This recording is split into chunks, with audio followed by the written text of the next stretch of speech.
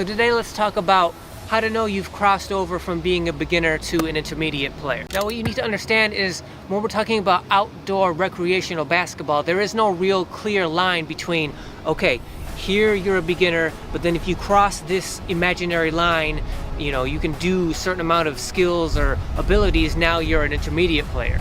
It may be more clear and defining if you're talking about indoor actually organized players like high school and AAU. It may be easier to tell them, this player's beginner, and if you do this, if you have this set of skills and abilities, now you're an intermediate player. But out here, recreationally, there is no real defining way to decide that. So first of all, what we're talking about when we're trying to define what defines a beginner from an intermediate player, especially out here recreationally, we need to be comparing ourselves to the people, the players that we spend the most time around, competing with.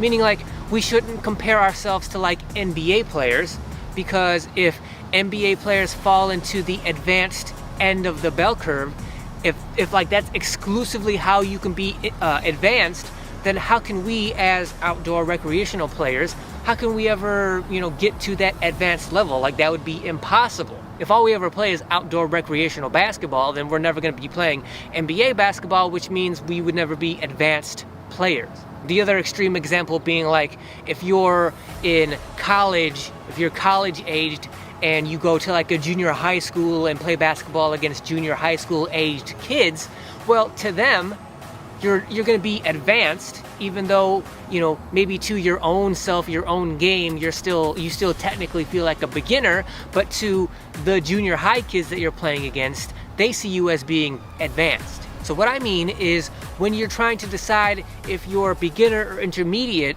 right, you need to compare yourself to the players you spend the most time playing around.